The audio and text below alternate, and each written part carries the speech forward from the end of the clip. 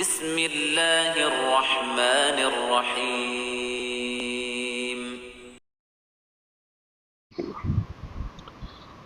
السلام عليكم ورحمة الله وبركاته. الحمد لله رب العالمين، نحمده ونستعينه ونؤمن به ونتوكل عليه ونعوذ بالله من شرور أنفسنا وسيئات أعمالنا. اللهم صل على محمد وعلى آل محمد كما صليت على إبراهيم وعلى آل إبراهيم وبارك على محمد وعلى آل محمد كما باركت على إبراهيم وعلى آل إبراهيم إنك حميد مجيد. أما بعد. Page number 522, ആയത്ത് 49 വരെ എടുത്തു. അപ്പം നമ്മളത് മുഴുവനാണ്ട് ഓതുക. എവിടെ മുതൽ? 50-ാമത്തെ ആയത്ത് മുതൽ സൂറത്ത് അവസാനിക്കണത് വരെ അല്ലേ?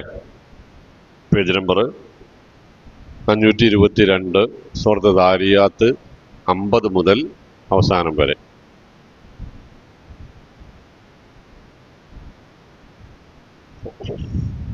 തുടങ്ങട്ടെ. أعوذ بالله من الشيطان الرجيم. بسم الله الرحمن الرحيم.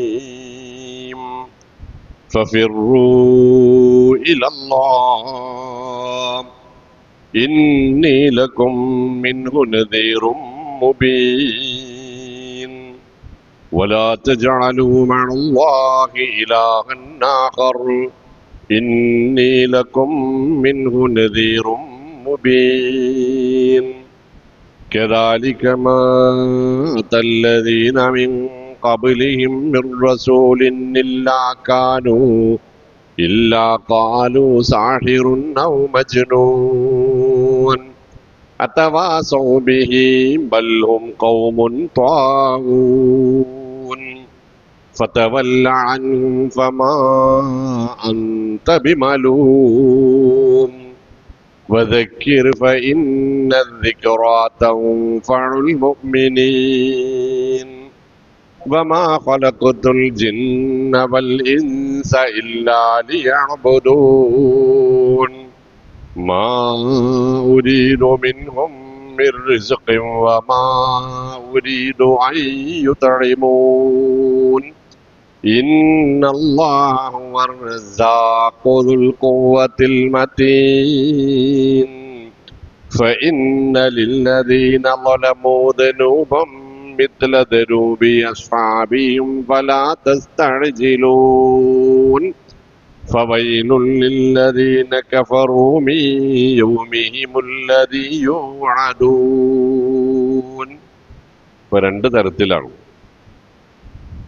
ഇബ്രാഹിം നബിയിലൂടെ, മൂസാ നബിയിലൂടെ, ആദ് സമുദായത്തിലൂടെ, സമൂദ് ഗോത്രത്തിലൂടെ നൂഹ് നബിയിലേക്ക് എത്തി നമ്മൾ എന്ന് പറഞ്ഞാൽ പ്രവാചകത്വ പരമ്പരയിലെ പ്രതിപാദിക്കാൻ ഏറ്റവും അർഹരായ മഹാപ്രവാചകന്മാരുടെ എല്ലാവരുടെയും കാലത്തെക്കുറിച്ചുള്ള സൂചനയായി എന്നർത്ഥം. ഇവരുടെ ഒക്കെ സമുദായത്തിന് പറ്റിയ അബദ്ധം, ആ അബദ്ധം ഒറ്റ വാക്കിൽ അള്ളാഹു പറഞ്ഞു തീർക്കണത് ഫിറൂ ഇലല്ലാഹ്. അടുത്തായത് ആകയാൽ. അവിടെ ഫ എന്നത് ആകയാൽ എന്നാണ് അർത്ഥം. അതിനാൽ, ഏതിനാൽ? മുൻഗാമികൾക്ക് അനുഭവിക്കേണ്ടി വന്നത് ഇങ്ങനെയൊക്കെയാണ് ജനങ്ങളെ, അതിൻ്റെ കാരണം ഇന്നിന്നതായിരുന്നു ജനങ്ങളെ. അതുകൊണ്ട് ഫിറൂ ഇലല്ലാഹ്. ഫറ യഫിറു ഫിറാർ, ഓടുക എന്നാണ്. നിങ്ങൾ അള്ളാഹുവിലേക്ക് ഓടുവീൻ.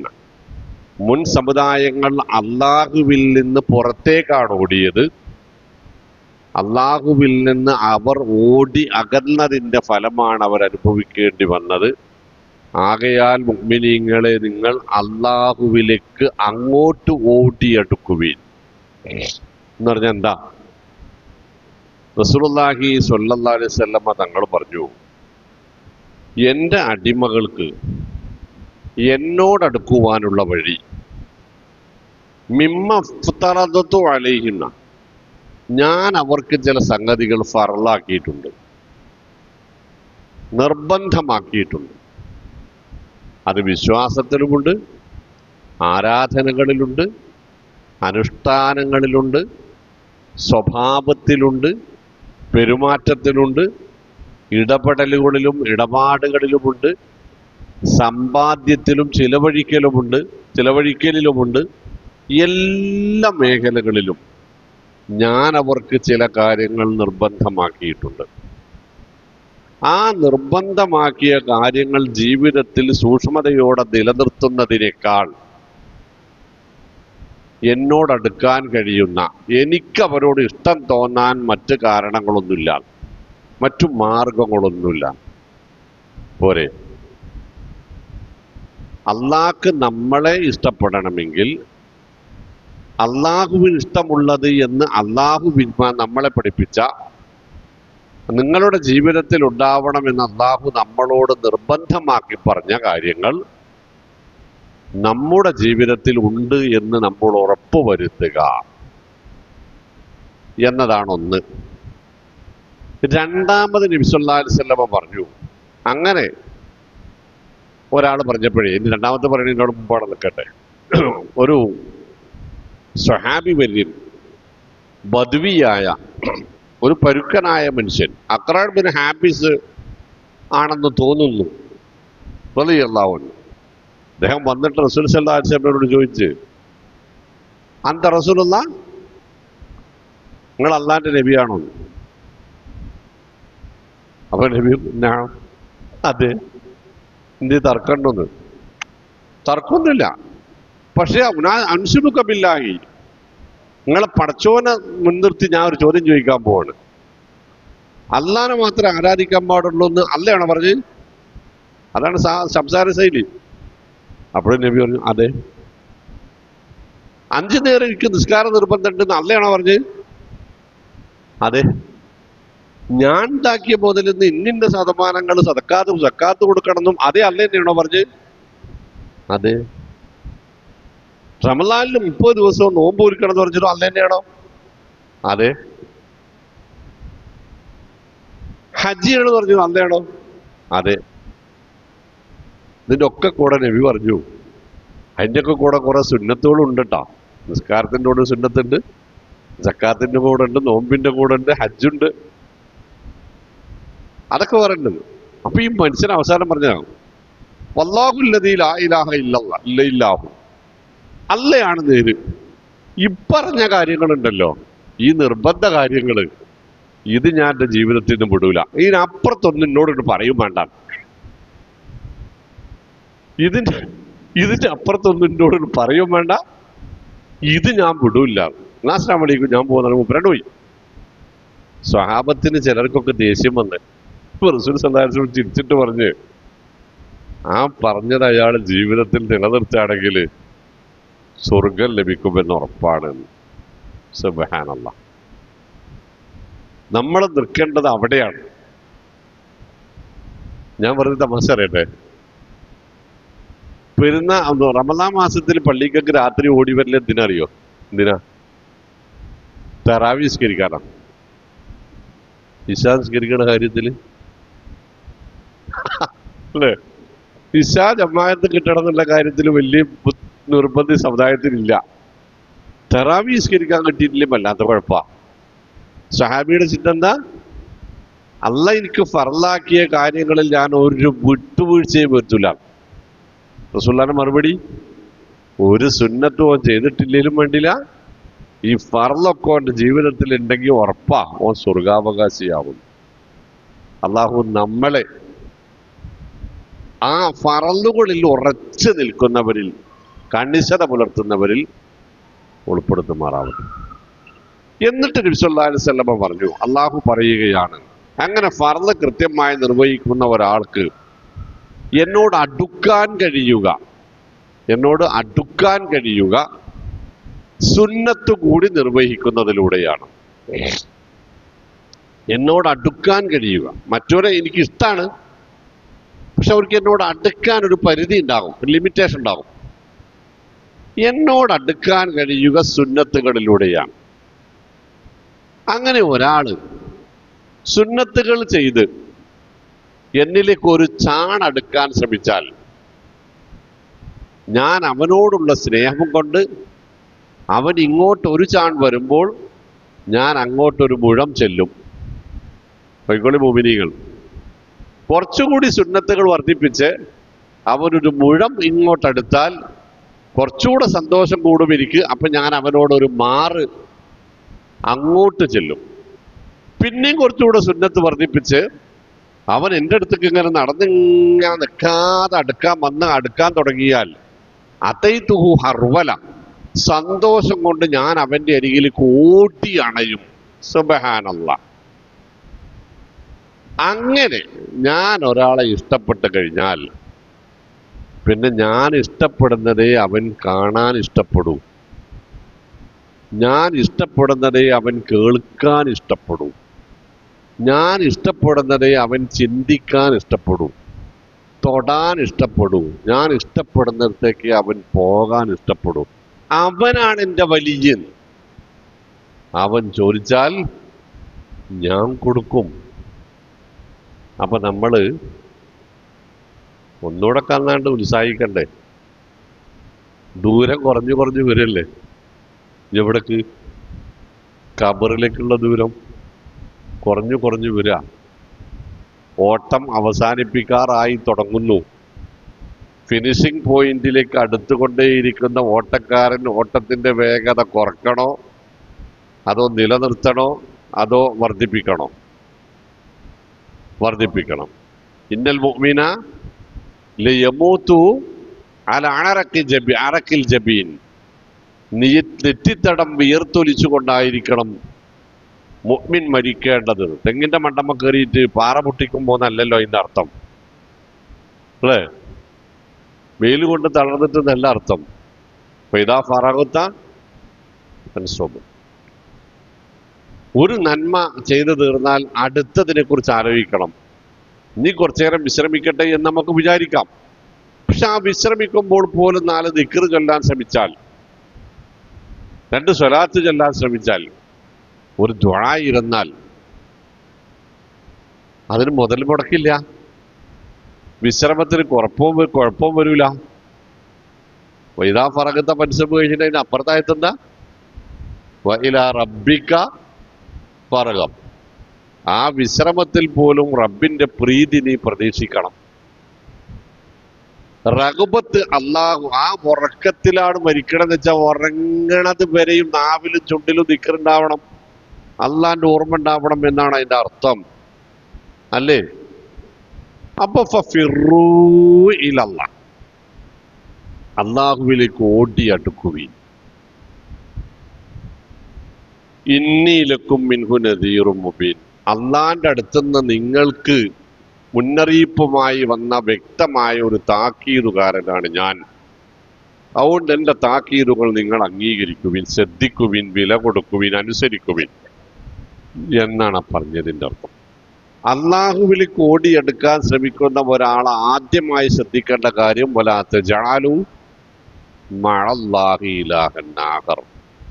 റബ്ബിന്റെ സ്ഥാനത്ത് വേറൊരാളെ, വേറൊരു ശക്തിയെ, ഒരു വ്യക്തിയെ, ഒരു കേന്ദ്രത്തെ, ഒരു വസ്തുവിനെ വെച്ചാൽ, കണ്ടാൽ, മനസ്സിലാക്കിയാൽ, ഉണ്ട് എന്ന് വിശ്വസിച്ചാൽ പിന്നെ അതിനോട് പ്രാർത്ഥിക്കേണ്ട ആവശ്യമില്ല, പിന്നെ അതിനെ ആരാധിക്കേണ്ട ആവശ്യമില്ല, പിന്നെ അതിന് നേർച്ച വഴിപാടുകൾ നടത്തേണ്ട ആവശ്യമില്ല. ഉണ്ട്, ഉണ്ടാവാം എന്ന് വിശ്വസിച്ചാൽ മതി. പോയില്ലേ? ഞാൻ മമ്പർത്ത് തങ്ങളെ വിളിച്ച് പ്രാർത്ഥിക്കണില്ല, ബദരീങ്ങളെ വിളിച്ച് പ്രാർത്ഥിക്കണില്ല. ബദരീങ്ങളെ വിളിച്ച് പ്രാർത്ഥിക്കണം എന്ന് എനിക്ക് അഭിപ്രായമില്ല,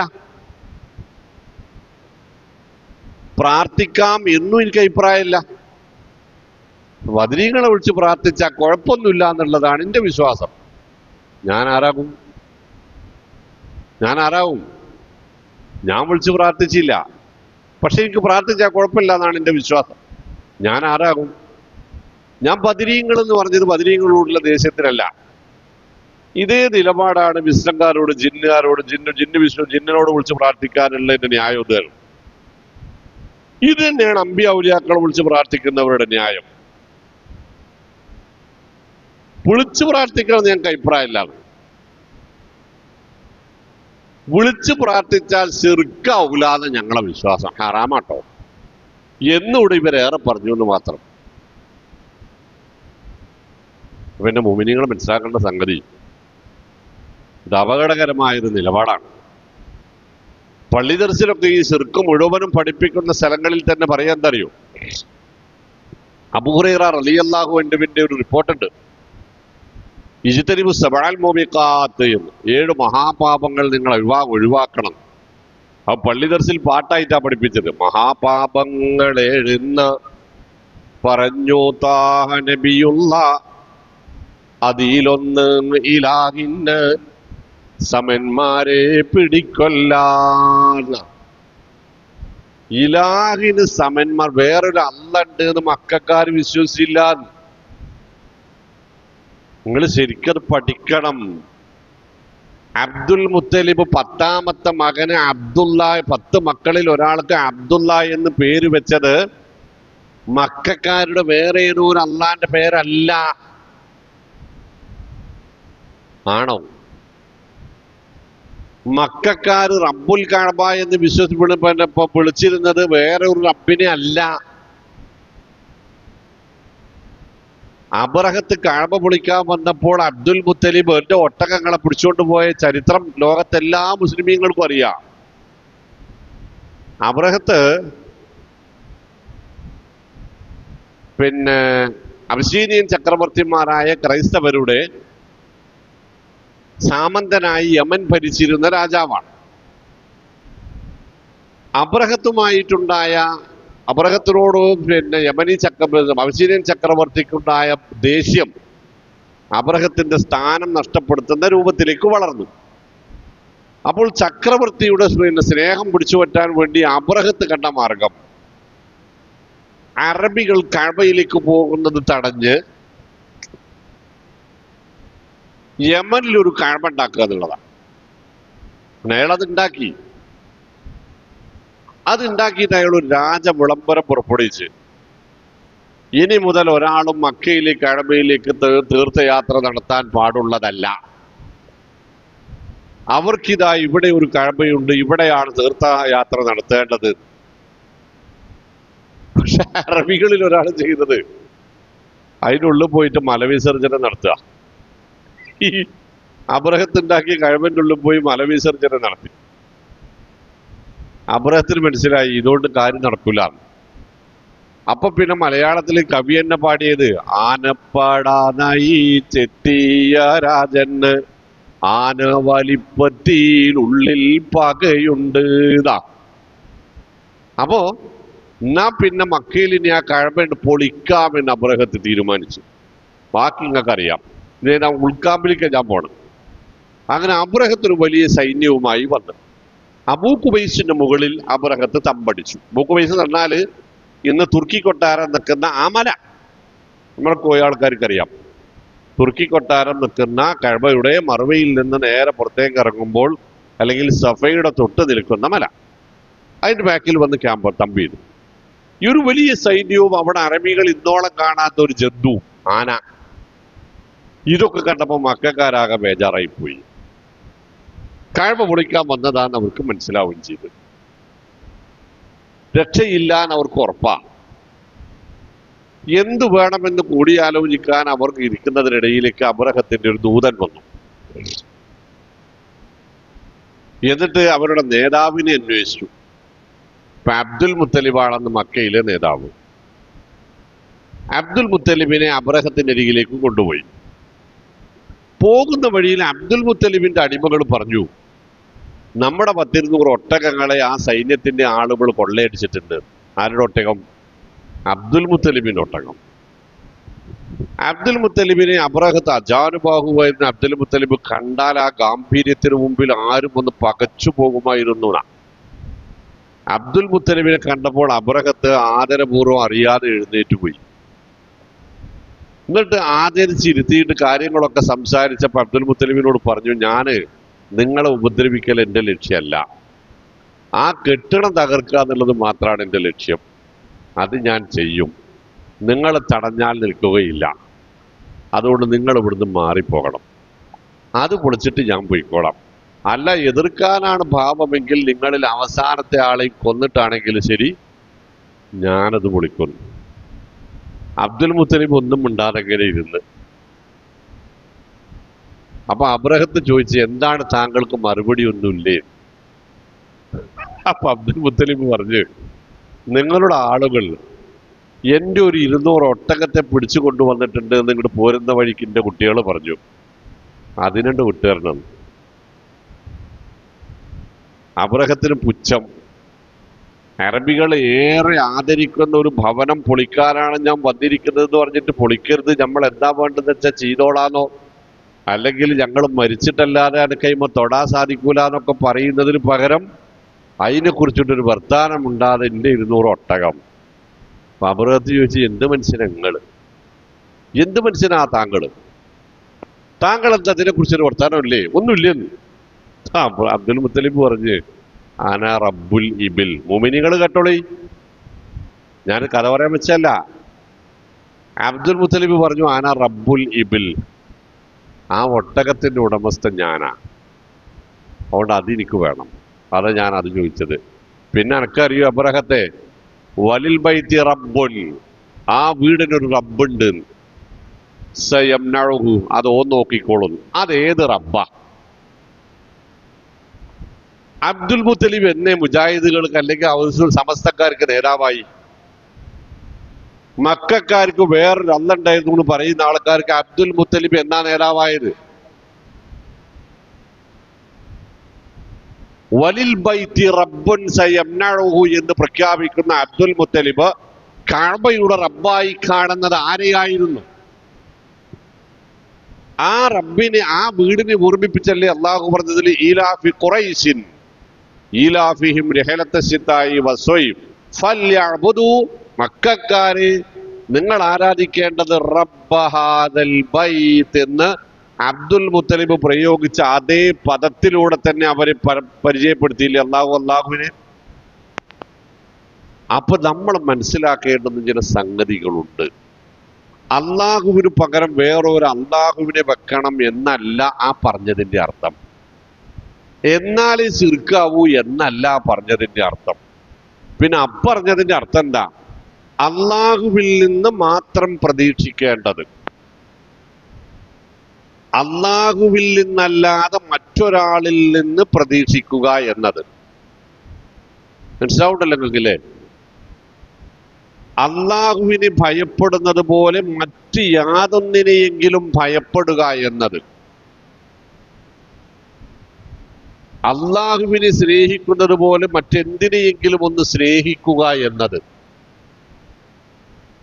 അള്ളാഹുവിനോട് മാത്രം ചോദിക്കേണ്ട കാര്യങ്ങൾ മറ്റെന്തെങ്കിലും ഒന്നിനോട് ചോദിക്കുന്നത്,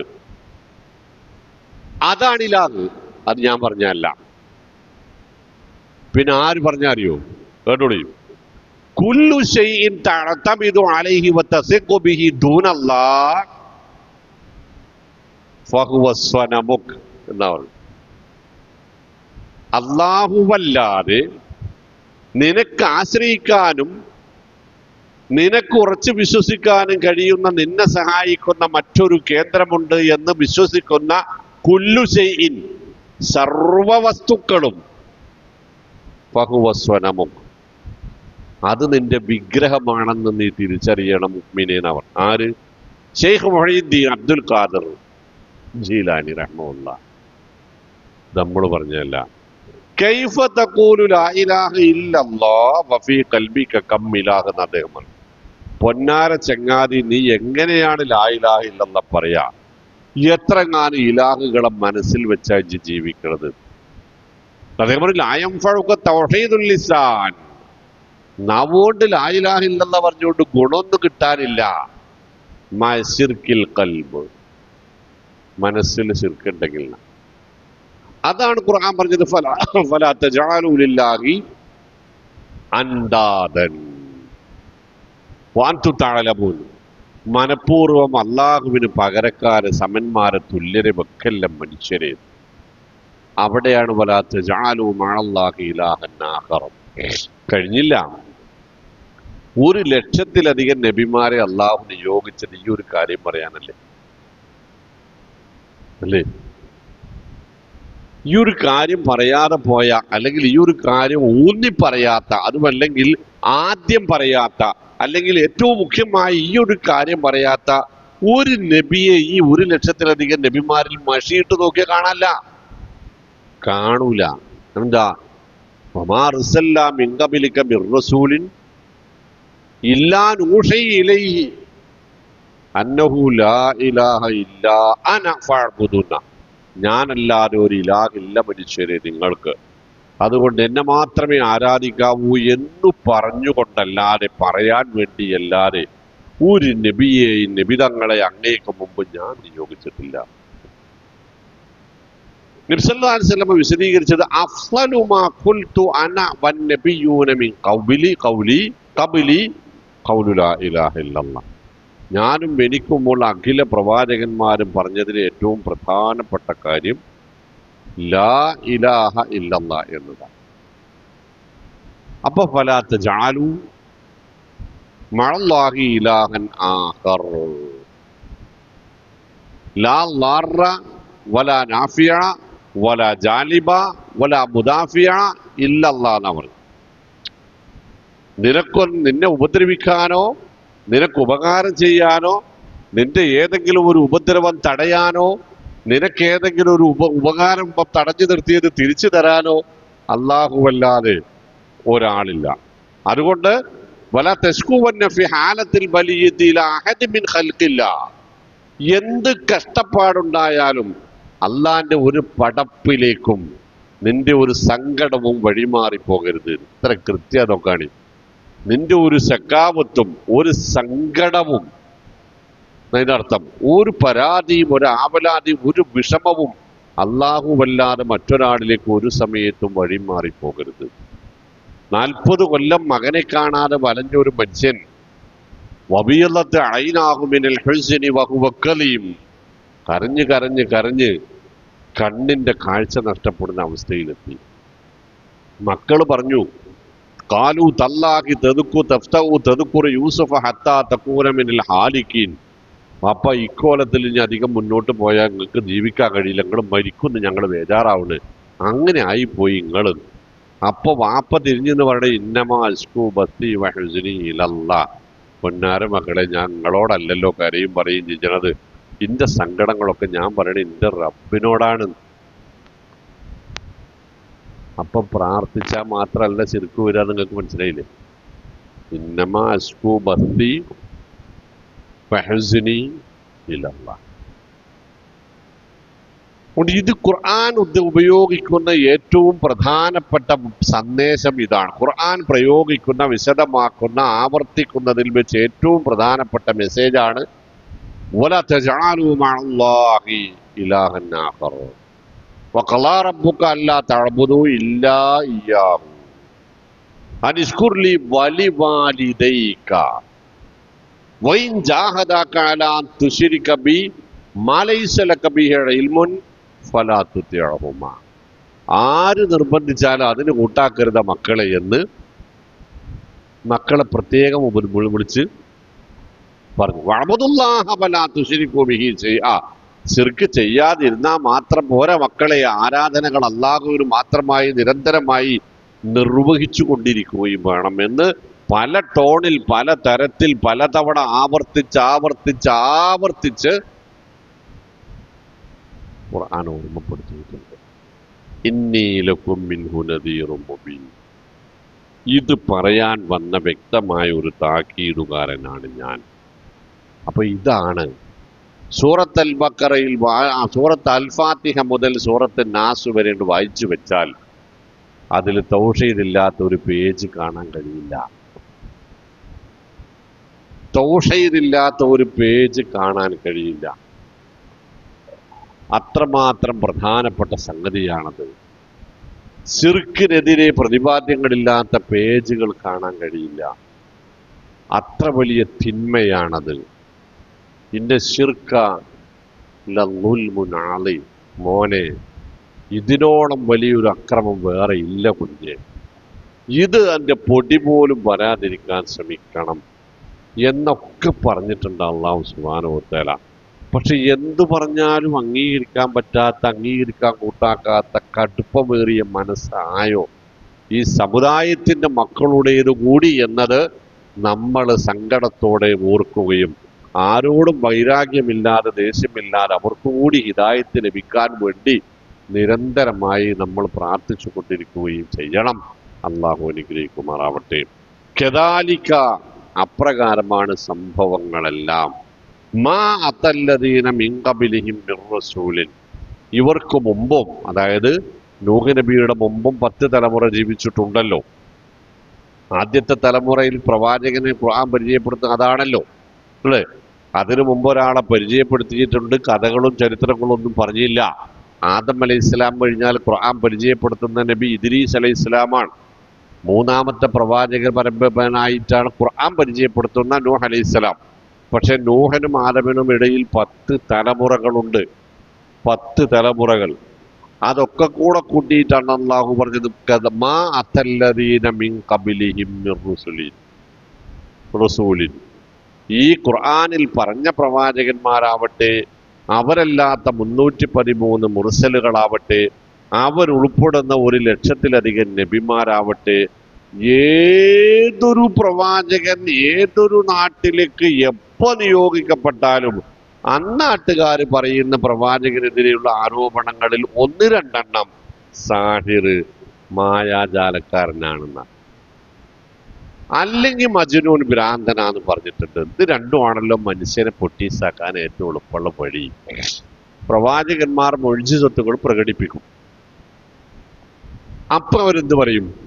ജാലവിദ്യയാണെന്ന് പറയും. സിഹർ 16 അർത്ഥങ്ങളിൽ 1 മാത്രമാണ് മാരണം എന്നത് കേട്ടോ. നിങ്ങൾ സിഹർ എന്ന് പറയുമ്പോഴത്തേക്ക് അതിനൊക്കെ മാരണക്കാരൻ തന്നെ അർത്ഥം കാണണ്ട. മാരണം, കൂടോത്രം എന്നത് സിഹറിന്റെ 16 അറബി ഭാഷയിലെ 16 അർത്ഥങ്ങളിൽ 1-2 അതിന് സംസാരത്തിന് സിഹർ എന്ന് നബി സല്ലല്ലാഹു അലൈഹി വസല്ലം പറഞ്ഞിട്ടുണ്ട്. ഇന്ന ഫിൽ ബയാനി ലസിഹറാ.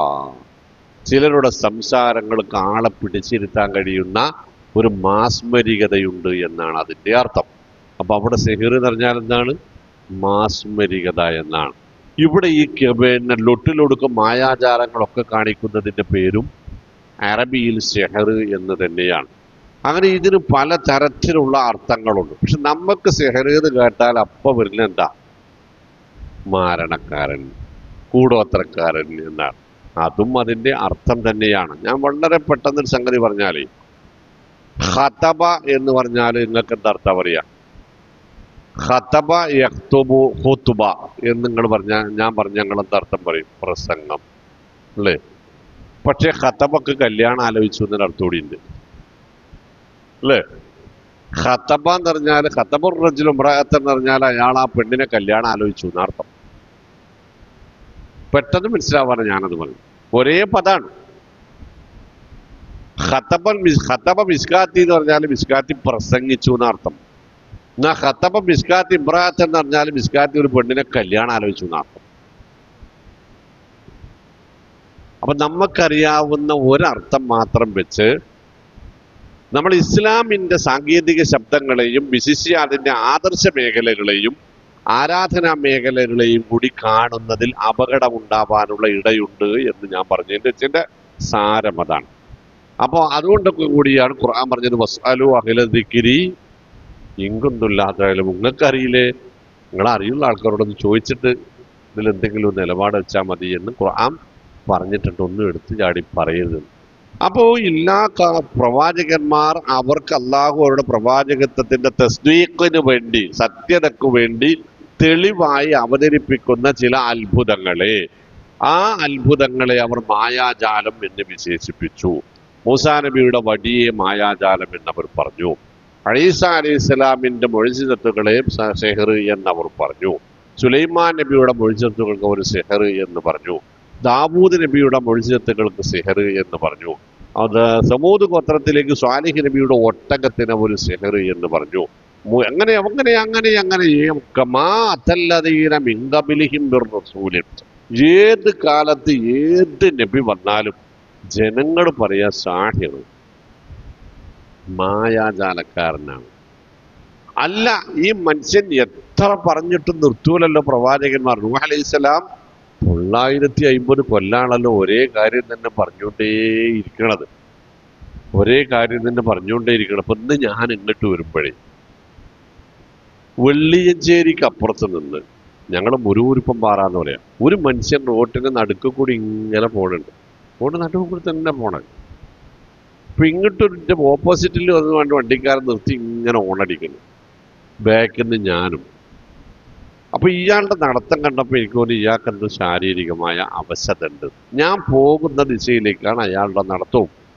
അപ്പൊ ഞാൻ അയാളുടെ അടുത്തൊരു വണ്ടി നിർത്തി, വണ്ടിയിൽ അയാളെ കയറ്റി. വണ്ടിയിൽ അയാളെ കയറ്റിയിട്ട് അയാൾ ഇറങ്ങുന്ന ഒരു 1.5 കിലോമീറ്റർ ദൂരം വരെ അയാളുടെ വായു കൂടിയിട്ടില്ല. അയാൾ പറഞ്ഞുകൊണ്ടേയിരിക്കുകയാണ്. പറയുന്നതൊക്കെ ഒരേ കാര്യം ദിക്ർ ചൊല്ലുന്നത് പോലെ പറഞ്ഞുകൊണ്ടിരിക്കുകയാണ്. അതിനിടയ്ക്ക് ഞാൻ നിങ്ങളെ വീട് എവിടെയെന്ന് ചോദിക്കുന്നുണ്ട്. അതിനോട് പറഞ്ഞാൽ അടുത്ത സെക്കൻഡിൽ അയാൾ പറഞ്ഞ കാര്യം തന്നെ പറയും. അതിനിടെ ഞാൻ ആരാ നിങ്ങൾക്ക് മനസ്സിലായെന്ന് ചോദിച്ച് ആ മനസ്സിലായി എന്ന് പറഞ്ഞിട്ട് പിന്നെ ഇതേ കാര്യം. അപ്പൊ എന്താണ് സംഗതി? ആള് മാനസികമായി പ്രയാസം അനുഭവിക്കുന്ന ആളാണ്, പ്രായമായ ആളുമാണ്.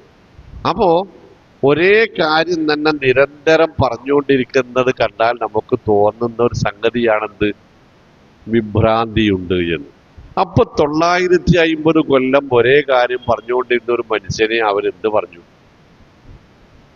എത്ര പറഞ്ഞാലും പ്രവാചകന്മാരിൽ ആയിരാഹില്ലെന്ന് പറയൽ നിർത്തൂല്ലല്ലോ. അപ്പൊ ആൾക്കാരെ പൊട്ടീസാക്കാൻ, സ്വന്തം അനുയായികളെ പിടിച്ചു നിർത്താൻ എപ്പോഴും നേതാക്കന്മാർ ഉപയോഗിക്കുന്ന ആരോപണങ്ങളിൽ 2ാം സ്ഥാനത്ത് നിൽക്കുന്നത് ഭ്രാന്താണ് എന്നാണ്. മൂച്ചിഭ്രാന്താണ്, പച്ചഭ്രാന്താണ്, കൊടും ഭ്രാന്താണെന്നൊക്കെ നമ്മൾ പറയലില്ലേ? അതേപോലെ ഒരു സംഭവം അവിടെയും അവർ പറഞ്ഞിരുന്നു. പക്ഷെ നമ്മൾ മനസ്സിലാക്കേണ്ടുന്ന സംഗതി, നമ്മളോട് പറയുന്ന ആളെ നോക്കാൻ ആവശ്യപ്പെട്ടിട്ടില്ല, അയാളുടെ ബാക്ക്ഗ്രൗണ്ട് പരിശോധിക്കാൻ ആവശ്യപ്പെട്ടിട്ടില്ല. ഖുർആനും സുന്നത്തും നമ്മളോട് പറഞ്ഞത് നിങ്ങളോട് പറയുന്ന കാര്യത്തെ വിലയിരുത്തണം എന്നാണ് അല്ലേ? നിങ്ങളോട് പറയുന്നത് ആരാണ് എന്നല്ല, പറയുന്ന കാര്യം എന്താണ് എന്നത് വിലയിരുത്തണം. ആ വിലയിരുത്തുന്നത് പ്രമാണങ്ങൾക്ക് അനുകൂലമായിട്ടാണ് നിങ്ങൾക്ക് മനസ്സിലാവുന്നത് എങ്കിൽ പറഞ്ഞ ആള് എത്ര താഴേക്കടിയിലുള്ളതാണെങ്കിലും അത് സ്വീകരിക്കണമെന്നാണ്. അല്ല, അത് പ്രമാണവിരുദ്ധമാണ് എന്ന് നിങ്ങൾക്ക് ബോധ്യപ്പെടുന്നുവെങ്കിൽ പറഞ്ഞത് ഏതു കൊമ്പനാണെങ്കിലും ശരി നിങ്ങളതിനെ വിട്ടേക്കുന്ന. അല്ലാണ്ട് ഈ ജാതി പരിപാടി നമ്മളുടേതല്ല എന്നർത്ഥം. ഈ ജാതി പരിപാടി നമ്മളുടേതല്ല.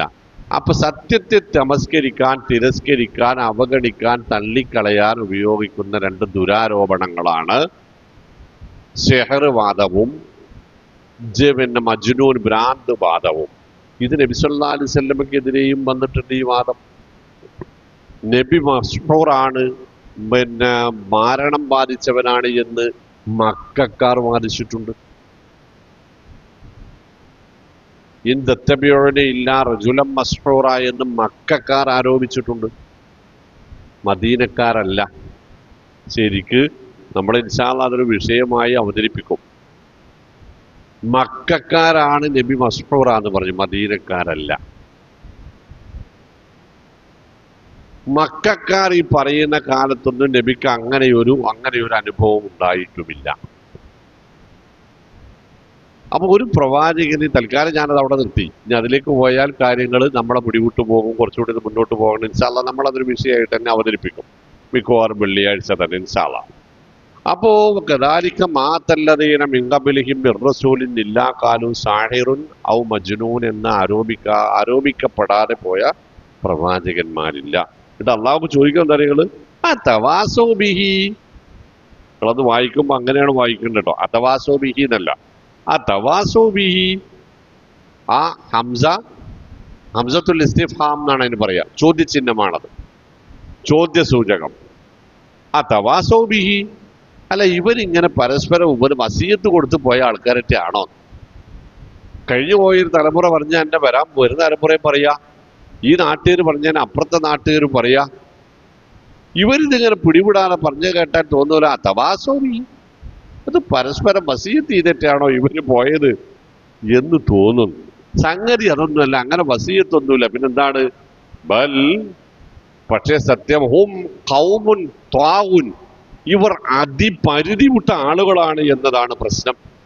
ഇവർ അതിക്രമികളാണ് എന്നതാണ് സത്യം. ഇവർ ധിക്കാരികളാണ് എന്നുള്ളതാണ് കാരണം. അല്ലാതെ വസീയത്ത് ചെയ്തതല്ല. തിരിച്ചിങ്ങോട്ട് തല ഇങ്ങോട്ട് വെച്ചോളി, അവനവന്റെ തലയ്ക്ക് തലച്ചോറുക്കെന്ന് ആലോചിച്ചോളി. അള്ളാന്റെ കിതാബിനെ ധിക്കരിക്കുന്നവർ, പ്രവാചകന്മാരെ അവഗണിക്കുന്നവർ, അപമാനിക്കുന്നവർ ആരാന്ന് പറഞ്ഞു? ധിക്കാരികളാണ്, അതിക്രമകാരികളാണ്, പരിധി വിട്ടവരാണ് എന്നാണ് പറഞ്ഞതിൻ്റെ അർത്ഥം. അതുകൊണ്ട് നബിമാരെ കുറിച്ച് സംസാരിക്കുമ്പോൾ, നിലപാടെടുക്കുമ്പോൾ, ആലോചിക്കുമ്പോൾ പോലും ഈ ക്രിക്കറ്റിന്റെ ഭാഷയിൽ എന്താ പറയുക, ബാക്ക് ഫുട്ടിലേക്ക് വരിക എന്നല്ലേ, ഒരടി പിന്നോക്കം നിൽക്കണം എന്നർത്ഥം. ഒരടി പിന്നോക്കം നിൽക്കണം. ഈ പന്ത് ഞാൻ അടിക്കണോ നോക്കണം എന്നർത്ഥം. ഇത് ഞാൻ പറയേണ്ടതുണ്ടോ? ഇത് ഞാൻ വിശ്വസിക്കേണ്ടതുണ്ടോ? ഇതിങ്ങനെയാണോ? പഠിച്ചോനെ ഞാനിത് പറഞ്ഞാൽ എന്താകും എന്നൊന്ന് ആലോചിക്കണം. കാരണം പ്രവാചകന്മാർക്കെതിരെ വരാവുന്ന സംസാരം സത്യസന്ധമല്ലാത്തതാണെങ്കിൽ അത് ധിക്കാരത്തിന്റെ ലക്ഷണമാണ്, അതിക്രമകാരിയുടെ സ്വഭാവമാണെന്ന് ഖുർആൻ പറഞ്ഞു. അതുകൊണ്ടാണ് ഖുർആൻ പറഞ്ഞത് ലാ നുഫർരിഖു ബൈന അഹദിൻ മിൻഹും വനഹ്നു ലഹു മുസ്ലിമൂൻ. ഒറ്റ നബിമാരെയും ഞങ്ങൾ വേറിട്ട് കാണൂല, എല്ലാവരും ഞങ്ങൾ ഒരുപോലെ ആദരിക്കും, എല്ലാവരെയും ഒരുപോലെ സ്നേഹിക്കും, എല്ലാവരെയും ഒരുപോലെ ബഹുമാനിക്കും, എല്ലാവരെയും പിന്തുടർന്ന കൂലി ഞങ്ങൾക്ക് റസൂലുള്ളാഹി സ്വല്ലല്ലാഹു അലൈഹി വസല്ലമയെ പിന്തുടർന്നാൽ കിട്ടും, അതുകൊണ്ട് ഞങ്ങൾ റസൂലുള്ളാഹിനെ പിന്തുടരും എന്ന് പറയാൻ പഠിപ്പിക്കപ്പെട്ട ആമന റസൂലു ബിമാ ഉൻസില ഇലൈഹി മിർ റബ്ബിഹി വൽ മുഅ്മിനൂന കുല്ലുൻ ആമന ബില്ലാഹി വ മലായികതിഹി വ കുതുബിഹി വ റുസുലിഹി. ഇനി പറയണ്ടല്ലോ, വൽ മുഅ്മിനൂന കുല്ലുൻ ആമന ബില്ലാഹി വ മലായികതിഹി വ കുതുബിഹി വ റുസുലിഹി. മുഅ്മിനീങ്ങൾക്ക് അള്ളാഹുവിന്റെ കാര്യത്തിൽ സംശയമില്ലാത്തതുപോലെ, പിന്നെ വ്യത്യാസമില്ലാത്തതുപോലെ അള്ളാന്റെ മലക്കുകളുടെ കാര്യത്തിലും അള്ളാന്റെ വേദഗ്രന്ഥങ്ങളുടെ കാര്യത്തിലും പ്രവാചകന്മാരുടെ കാര്യത്തിലും അവർക്ക് ഒരേ ചിന്തയാണ്, ഒരേ വിശ്വാസമാണ്. അല്ലേ? ഇനി നോക്കിക്കോളിട്ടോ. ഖൂലൂ ആമന്നാ ബില്ലാഹി വമാ ഉൻസില ഇലൈനാ വമാ ഉൻസില ഇലാ ഇബ്രാഹീമ വഇസ്മാഈല വഇസ്ഹാഖ വയഅഖൂബ വൽഅസ്ബാതി വമാ ഊതിയ മൂസ വഈസ വമാ ഊതിയ നബിയ്യൂന മിർ റബ്ബിഹിം ലാ നുഫർരിഖു ബൈന അഹദിൻ മിൻഹും വനഹ്നു ലഹു മുസ്ലിമൂൻ. പറയുവീൻ മുഅ്മിനീങ്ങളെ, ആമന്നാ ബില്ലാഹി വമാ ഉൻസില ഇലൈനാ, ഞങ്ങൾ അല്ലാഹുവിലും ഞങ്ങൾക്ക് അവതരിച്ച വിശുദ്ധ ഖുർആനിലും 100% വിശ്വസിച്ചിരിക്കുന്നു. കഴിഞ്ഞില്ല. വമാ ഉൻസില ഇലാ ഇബ്രാഹീം വഇസ്മാഈൽ വഇസ്ഹാഖ് വയഅഖൂബ് വൽഅസ്ബാതി വമാ ഊതിയ മൂസ വഈസ, ഇവർക്ക് അലൈഹിമുസ്സലാം, ഇവർക്കെല്ലാം അവതരിച്ചതിലും ഞങ്ങൾ വിശ്വസിച്ചിരിക്കുന്നു. ഇവർക്ക് മാത്രമല്ല, വമാ ഊതിയ നബിയ്യൂന മിർ റബ്ബിഹിം, ഏതെല്ലാം നബിമാർക്ക് ഏതേതെല്ലാം കാലത്ത് ഏതേതെല്ലാം വേദഗ്രന്ഥങ്ങളും ദിവ്യ സന്ദേശങ്ങളും റബ്ബ് നൽകിയിട്ടുണ്ടോ അതിലെല്ലാം ഞങ്ങൾ വിശ്വസിച്ചു. കാരണം ലാ നുഫർരിഖു ബൈന അഹദിൻ മിൻഹും, ഞങ്ങൾക്ക് ഇവർക്ക് ഒരാൾ നല്ലവരും ഒരാൾ ചീത്ത, ഒരാൾ ഉയർന്നവരും ഒരാൾ താഴ്ന്നവരെന്ന് ഞങ്ങളെ ഇഷ്ടപ്രകാരം ഇവരെ ക്ലാസിഫിക്കേഷൻ നടത്താൻ, ഇവരെ വിഭജിക്കാൻ ഞങ്ങൾക്ക് പാടില്ല. കാരണം അവരൊക്കെയും മുസ്ലിങ്ങളായതുപോലെ വനഹ്നു ലഹു മുസ്ലിമൂൻ. ഇത്ര കൃത്യ ഇസ്ലാമിന്റെ സത്യത്തിൽ അതിനാണ് നമ്മളെന്ത് പറയാ, വിശ്വമാനവികത അല്ലേ? ലോകത്തെവിടെ ചെന്നാലും മുസൽമാന്റെ ഐഡന്റിറ്റി അതാണ്. ഈ അഹ്ലി കിതാബിലെ പെൺകുട്ടികളെ നമ്മളുടെ വീടുകളിൽ കല്യാണം കഴിച്ച് ഇങ്ങോട്ട് കൊണ്ടുവരാമെന്നും എന്നാൽ നമ്മുടെ പെൺമക്കളെ അങ്ങോട്ട് കല്യാണം കഴിച്ചു കൊടുക്കാൻ പാടില്ല എന്നും പറഞ്ഞത് എന്തിനാണ്? നിങ്ങൾ ആലോചിച്ചിട്ടുണ്ടത്? അതൊരു ഇരട്ടത്താപ്പല്ലേ എന്നെ മുഴുവിച്ചൂടെ? അതൊരു അനീതിയല്ല. നിങ്ങൾക്ക് ഇങ്ങോട്ട് കൊണ്ടുവരാൻ പറ്റുമെന്നും ഇവിടെ നാട്ടുകൾ കൊടുക്കൂലെന്നും നിങ്ങൾ യഥാർത്ഥ വർഗീയവാദികളാണെന്ന് നമുക്ക് നമ്മളെ കുറിച്ച് പറഞ്ഞൂടെ? പക്ഷെ എന്താണ് അതിന്റെ പിന്നിലെന്നറിയോ? ഒരു അഹ്ലി കിതാബിൽ ഒരു ഒരു ക്രിസ്ത്യാനി പെൺകുട്ടി അല്ലെങ്കിൽ ഒരു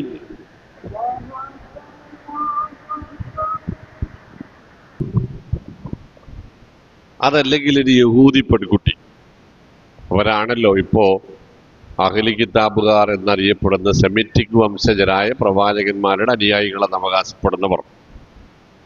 അവരിലൊരു പെൺകുട്ടി നമ്മളെ വീട്ടിൽ വന്നാൽ അവർ ദൈവമെന്ന് പഠിപ്പിക്കുന്ന വിശ്വസിക്കുന്ന ഈസാ അലൈഹിസ്സലാമിനെ അവർ ആദരിക്കുന്നതിനേക്കാൾ കൂടുതൽ ആദരിക്കുന്നതും ബഹുമാനിക്കുന്നതും നമ്മളാണെന്ന് അവൾക്ക് ബോധ്യപ്പെടും. ഒരിക്കലും അവരുടെ വിശ്വാസത്തെ അല്ലെങ്കിൽ ആ പ്രവാചകനെ അപമാനിക്കുന്ന ഒരു സാഹചര്യം എവിടെ ഉണ്ടാവില്ല? ഒരു മുസ്ലിം വീട്ടിലുണ്ടാവില്ല. ഇത് യേശു ക്രിസ്തുവിനെ കുറിച്ച് അവർ പഠിപ്പിക്കുന്ന ഒന്നാമത്തെ മുഅ്ജിസത്ത് എന്താണെന്നറിയോ നിങ്ങള്?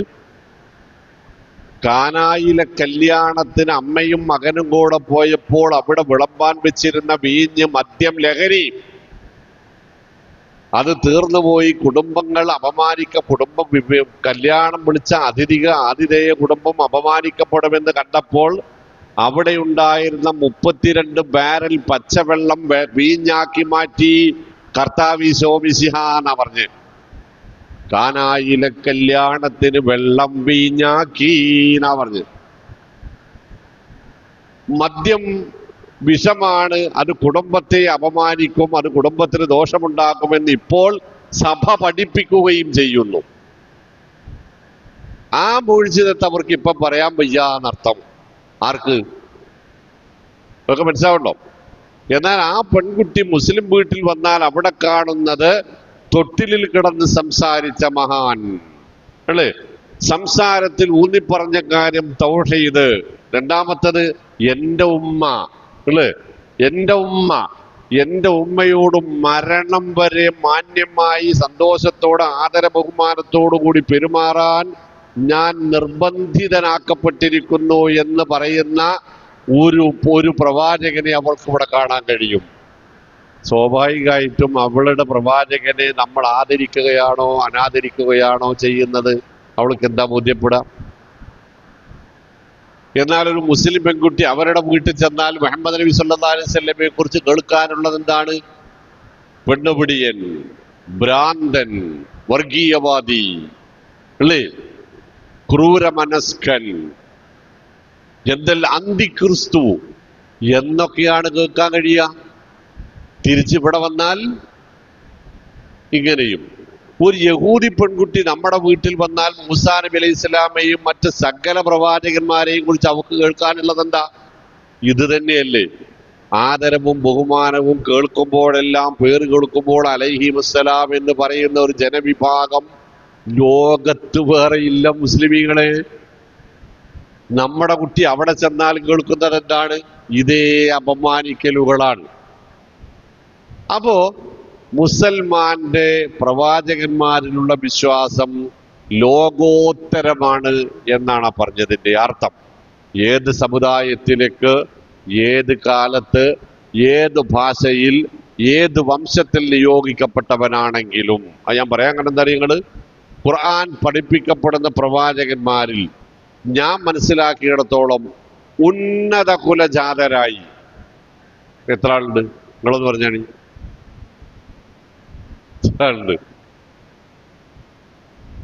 ഒരേ ഒരാൾ മാത്രമാണ്, മുഹമ്മദ് മുസ്തഫ സല്ലല്ലാഹു അലൈഹി വസല്ലം. താഴെ നിങ്ങളുടെ എണ്ണിക്കോളി. നൂഹ് അലൈഹി സ്വലാമിന്റെ പണി എന്തിരുന്നു അറിയങ്ങള്? ആശാരിപ്പണി. ആശാരിപ്പണി. സക്കരിയ അലൈഹിസ്സലാം ആശാരി, യഹ്യ അലൈഹിസ്സലാം ആശാരി, ഈസ അലൈഹിസ്സലാം ആശാരി, മൂസ കലീമുല്ലാഹി അലൈഹിസ്സലാം ആട് നോക്കണാണ്. ഹാറൂൻ അലൈഹിസ്സലാം ആട് നോക്കുന്ന ആള്, ഈസാ അലൈഹിസ്സലാം ആട് നോക്കുകയും ചെയ്തിരുന്നു അല്ലേ? ദാവൂദ് നബി അലൈഹിസ്സലാം ചെരുപ്പ് തുന്നുന്ന ആള്. എന്താ നാട്ടിലെ പേര്? ചക്കിളിയൻ എന്നാണ് പറയുന്നത് ഞങ്ങളവിടെ. നിങ്ങളോ? ആ, തൊപ്പി, ചെരുപ്പ്. സുലൈമാൻ നബി അലൈഹി സ്വലാം തൊപ്പി, കൊട്ട, മൊറം. ഇന്നിപ്പോ ആ വർഗത്തിന്റെ പേര് പറഞ്ഞ് ജോലി കയറാമെന്നും പിന്നെ ആ വർഗത്തിന്റെ പേര് പറഞ്ഞാൽ മറ്റാരെങ്കിലും പറഞ്ഞാൽ അപ്പൊ ജയിലിലാക്കണം എന്നാ നിയമം. അതുകൊണ്ട് ഞാനാ പറയാത്തത്. ഇപ്പൊ ഞാൻ അതിന്റെ പേര് ജയിലിൽ പോകാൻ തയ്യാറില്ല. ഇപ്പൊ ഞാൻ പറഞ്ഞ സമൂഹത്തിലെ താഴേക്കിടയിലും ആളുകളാണ് പ്രവാചകന്മാരെല്ലാവരും. എന്നിട്ട് പോലും മുസ്ലിമീങ്ങൾ അവരെ കാണുന്നത് അങ്ങേയറ്റം പരമാദരണീയരായിട്ടാണ്. അത്തരം ഒരു മതസംഹിത, വിശ്വാസ സംഹിത, പെരുമാറ്റ മര്യാദ പഠിപ്പിക്കുന്ന ദീൻ ഏതാണ് ലോകത്ത്? വേറെയില്ല.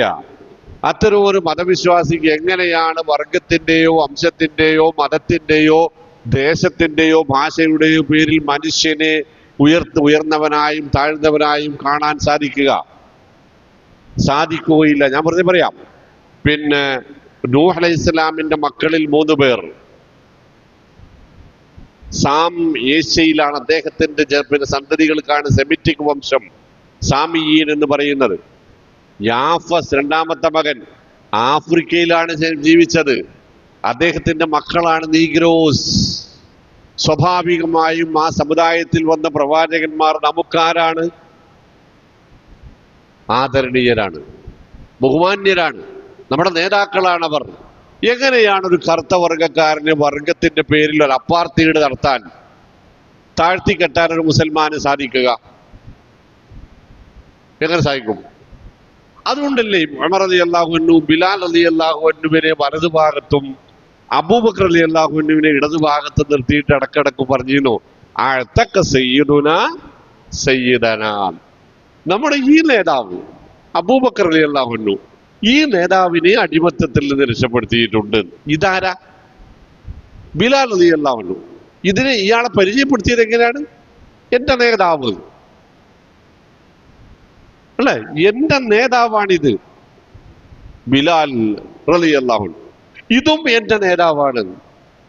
ഇപ്പൊ ഇവിടെ സമ്പത്തിന്റെയോ കുടുംബത്തിന്റെയോ വർഗത്തിന്റെയോ വർണ്ണത്തിന്റെയോ പേരിൽ ആദരവിന് കുറവില്ല. പരിഗണന മാത്രമല്ല, ആദരവാണ് വെച്ചു കൊടുക്കുന്നത് അല്ലേ? ഒരേ സമയത്ത് നീഗ്രോ ആണ്, അടിമയാണ്, വിരൂപനാണ്, നയാ പൈസക്ക് ഗതിയില്ലാത്തവനാണ്. ആര്? ബിലാൽ ഇബ്നു റബാഹ് റളിയല്ലാഹു അൻഹു. പക്ഷേ നമ്മുടെ മനസ്സിൽ ബിലാലിന്റെ വലുപ്പം എത്രയാണ്? ആകാശത്തോളമാണ് അല്ലേ? ഒരാളുടെ ചെരുപ്പിന്റെ കാലടി ശബ്ദം, ചെരുപ്പിട്ട് നടക്കുന്ന ശബ്ദം ഞാൻ സ്വർഗത്തിൽ കേട്ടു. അതാരാണെന്ന് ചോദ്യത്തിന് ജിബ്രീൽ തന്ന മറുപടി ബിലാലാണെന്ന് റളിയല്ലാഹു അൻഹു. ഇമ്മാതിരി ഒരു മതം അവിടെ ദുനിയാവിൽ അല്ലേ? അതാണ് ആ ചോദ്യം. അത്തവാസൗ ബിഹി ബൽ ഹും ഖൗമുൻ താഗൂൻ. എന്താ പറയണേ? അതുകൊണ്ട് മുഅ്മിനീങ്ങളെ ഫതവല്ല അൻഹും, നിങ്ങൾ അവരെ വിട്ടേക്കുക, നിങ്ങൾ അവരെ വിട്ടേക്കുക, അവരിൽ നിന്ന് വഴിമാറുക, അവരിൽ നിന്ന് തിരിഞ്ഞു കളയുക, അവരെ അവോയ്ഡ് ചെയ്യുക, അവഗണിക്കുക. ആ ബന്ധം നമുക്ക് വേണ്ട. ഏത്? ആ ആളുകളോട് ബന്ധം വേണ്ടെന്നല്ല, ആ സംസ്കാരം നമുക്ക് വേണ്ട, ആ സ്വഭാവം നമുക്ക് വേണ്ട, ആ പെരുമാറ്റ മര്യാദ നമ്മുടേതല്ല. അത് നമുക്ക് പിന്നോക്കം പോയാൽ നമ്മൾക്ക് നമ്മുടെ നിലപാടുകൾക്ക് യോജിക്കാത്തത് നമ്മളാണ് അവിടെയുള്ളതെല്ലാം. അവരും അതുകൊണ്ടാണ് വലാ തസ്തവി അസ്ഹാബുൽ ലാ യസ്തവി അസ്ഹാബുൻ നാരി വഅസ്ഹാബുൽ ജന്ന എന്ന് ഖുർആൻ പറഞ്ഞത്. സ്വർഗാവകാശികൾ വേറെയാണ്, സ്വഭാവവും പെരുമാറ്റവും വിശ്വാസവും സംസ്കാരവും. നരകാവകാശികളുടെ വേറെയും.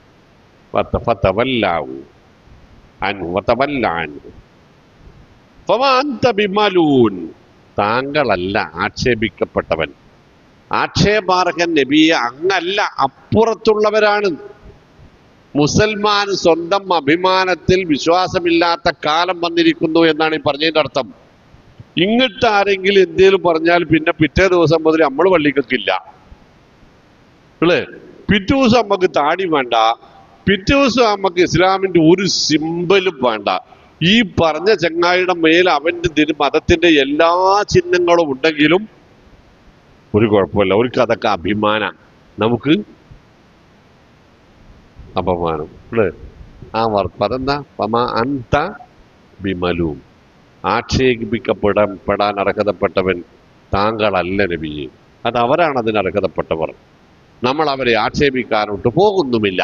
അതുകൊണ്ട് എന്ത് വേണ്ട, ലക്കും ദീനുക്കും, നിങ്ങളായി നിങ്ങളെ പാടായി, വലിയ ദീൻ ഞാനായി ഇന്റെ പാടായി, ലന ആഴ്മാലുന എനിക്ക് ഇന്റേതായ ചില ഇബാദത്തുകളും സ്വഭാവമുണ്ട്, വലക്കും ആഴ്മാലക്കും നിങ്ങൾക്ക് നിങ്ങളെ കുറെ ഡ്യൂട്ടികളും നിങ്ങളെ ഇബാദത്തുകളും സ്വഭാവങ്ങളും പെരുമാറ്റ മര്യാദകളും ഇങ്ങക്കുണ്ട്.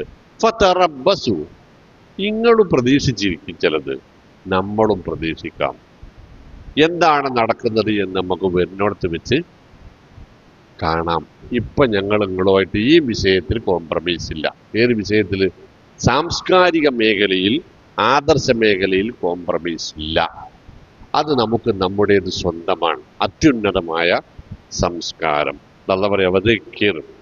എന്നാൽ അവരെ ഇതിനെക്കുറിച്ച് താങ്കൾ ഇടയ്ക്കിടെ ഓർമ്മിപ്പിച്ചുകൊണ്ടേയിരിക്കണം.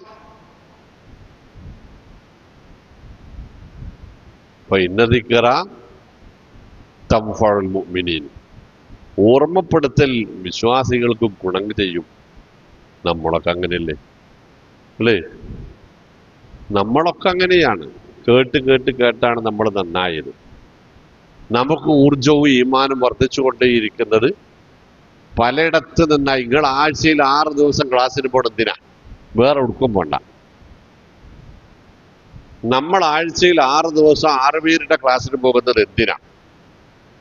എവിടുന്നെങ്കിലും ഒരു പുതിയ നല്ല പോയിന്റ് കിട്ടിയാൽ അത് ജീവിതത്തിൽ പാലിക്കാനാണ് അല്ലേ? അപ്പൊ ഇന്റെ ദിക്റ തൻഫഉൽ മുഅ്മിനീൻ, അത് ഗുണം ചെയ്യും,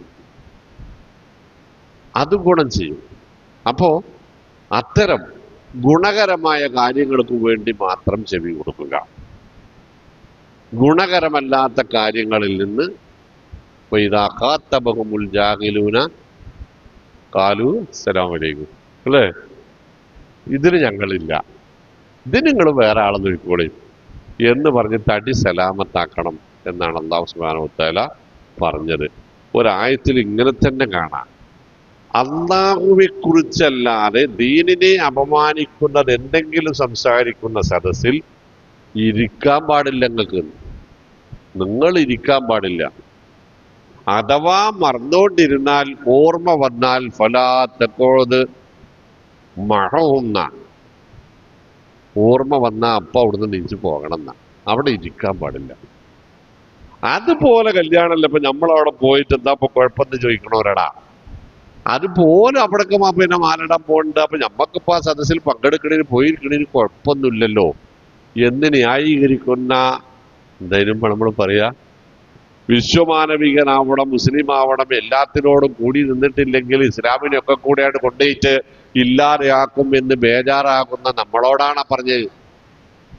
വല്ലാഹു യഅ്സിമുക മിനന്നാസ്, അന്തസ് വിടാതെ, ദീനിന്റെ അഭിമാനത്തിന് പോറലേൽക്കാതെ, എല്ലാവരോടും യോജിച്ച്, എല്ലാവരോടും സൗഹാർദ്ദത്തിൽ, ആദരിക്കേണ്ടവരെ പ്രായത്തിനനുസരിച്ച് എല്ലാവരെയും ആദരിച്ച്, സ്നേഹിക്കേണ്ടവരെ താഴെയുള്ളവരെ പ്രായത്തിനനുസരിച്ച് എല്ലാവരെയും സ്നേഹിച്ച്, എല്ലാവർക്കും സഹോദരനായി മുന്നോട്ട് പോകണം. ആദർശത്തിൽ ഒരു പണയം വെപ്പ് പാടില്ല എന്ന് മാത്രം. ആദർശത്തിൽ ഒരു പണയം വെക്കൽ പാടില്ല. മനുഷ്യത്വത്തിന്റെ മേഖലയിൽ നമ്മളായിരിക്കണം മുൻപന്തിയിൽ. ആദർശത്തിന്റെ മേഖലയിൽ നമ്മൾ മാത്രമായിരിക്കുകയും വേണം. അതാണ് ഇസ്ലാം നമ്മളോട് ആവശ്യപ്പെടുന്നത്. അതാണ് അഷ്റഫുൽ ഖൽഖിന്റെ ജീവിതം കാണിച്ചു തരുന്നത്. അതാണ് സ്വഹാബത്തിന്റെ ജീവിതം കാണിച്ചു തരുന്നത്. ഇത്ര മാത്രം അറിയോ? അതൊരു പറഞ്ഞ നമ്മളാണ് നിർത്താണ്. ബൈത്തുൽ മഖ്ദിസ് ഏറ്റെടുക്കാൻ വേണ്ടി ഉമർ റളിയല്ലാഹു അൻഹു പോകുന്ന സംഭവം ഞാനിവിടെ പലതവണ പറഞ്ഞിട്ടുണ്ട്. അവിടെ ചെന്നപ്പോ ആ പാത്രിയർക്കീസുമായി ചർച്ച ചെയ്യുന്നതിനിടയിൽ കുടീരത്തിൽ നിന്ന്, ക്യാമ്പിൽ നിന്ന് അസുർ ബാങ്കിന്റെ ശബ്ദം കേൾക്കുന്നു. സംസാരം നിർത്തിവെച്ച് ഉമർ റളിയല്ലാഹു അൻഹു നമസ്കരിക്കണമെന്ന് ആവശ്യപ്പെടുന്നു. ആ ചർച്ചയിൽ നിന്ന് അവിടെ നിന്ന് ഇറങ്ങിപ്പോകുന്ന പാത്രിയർക്കീസിനും സഭാ നേതാക്കന്മാർക്കും ഒരു അരോചകമായി തോന്നുന്നു. അവർ പള്ളിയുടെ അൾത്താരയിൽ ഉമർ റളിയല്ലാഹു അൻഹുവിന് നമസ്കരിക്കാനുള്ള സൗകര്യം ഏർപ്പെടുത്തി കൊടുക്കുന്നു. വുളു എടുത്തു വന്ന ഉമർ റളിയല്ലാഹു അൻഹു പറഞ്ഞു, ഇവിടെ ഞാൻ നിസ്കരിക്കൂല. പാത്രിയർക്കീസിനും സഭാ നേതാക്കൾക്കും അതൊരു അനാദരവായ അപമാനമായി തോന്നി. അവരുടെ മുഖഭാഗത്ത് നിന്നത് മനസ്സിലാക്കിയ മഹാനവറുകൾ പറഞ്ഞു, ഇവിടെ നിസ്കരിക്കുന്നതിന് എനിക്കൊരു കുഴപ്പമില്ല, പക്ഷേ ഉമർ നിസ്കരിച്ച സ്ഥലമാണ് ഇതെന്ന് പറഞ്ഞിട്ട് എന്റെ പിൽക്കാലക്കാർ ഇതിന് അവകാശവാദം ഉന്നയിച്ചേക്കാം. അതിന് ഞാനൊരു ഇടം കൊടുക്കൂല. ഞങ്ങൾ ഇതിന്റെ ആൾക്കാരല്ല, അതുകൊണ്ട് ഞാൻ ഇതിന്റെ മുറ്റത്ത് നിസ്കരിച്ചോളാം. അതാണ് ഇസ്ലാം. മനുഷ്യത്വത്തിന്റെ മേഖലയിൽ അതിന്റെ പൂർണ്ണകായ രൂപം മുസൽമാന്റേതാണ്. ഒപ്പം ആദർശ മേഖലയിൽ അതൊരു വടവൃക്ഷമാണ്. ഒരു വിട്ടുവീഴ്ചക്കും തയ്യാറില്ലാത്തൊരു വടവൃക്ഷം അല്ലേ. ഞാനിവിടെ ഇപ്പം നിസ്കരിച്ചാൽ അത് ഇന്ന് കുഴപ്പമൊന്നും ഉണ്ടാവൂല, പക്ഷെ എന്റെ പിൽക്കാലക്കാർ ഇത് ഖലീഫ ഉമർ നിസ്കരിച്ച സ്ഥലമാണെന്ന് ഞങ്ങൾക്ക് അവകാശപ്പെട്ടതാണ് എന്ന് പറഞ്ഞ് കലാപുണ്ടാക്കാനുള്ള സാധ്യത ഉണ്ട്. അത് വേണ്ട. ആ വിശാല മനസ്കത മുസൽമാന്റെ സ്വന്തമാണ്. ഉമർ റളിയല്ലാഹു അൻഹു ആവട്ടെ അത് സ്വന്തം നിലപാടല്ലല്ലോ. മഹാപ്രവാചകൻ തിരുമേനി സ്വല്ലല്ലാഹു അലൈഹി വസല്ലം അധ്യാപനങ്ങൾക്ക് വിരുദ്ധമായ ഒരു കണ്ണിമ പോലും ചലിപ്പിക്കാത്ത മഹാനായിരുന്നു അദ്ദേഹം എന്നതിൽ നിന്ന് അത് നബി സല്ലല്ലാഹു അലൈഹി വസല്ലമയുടെ താല്പര്യമാണ് എന്ന് നമുക്ക് മനസ്സിലാക്കാം. ആ ഒരു വിശ്വാസം ഉൾക്കൊണ്ട് ജീവിക്കാനും പ്രവർത്തിക്കാനും നമുക്ക് സാധിക്കുമാറാവട്ടെ. അസ്സലാമു അലൈക്കും വറഹ്മത്തുള്ളാഹി.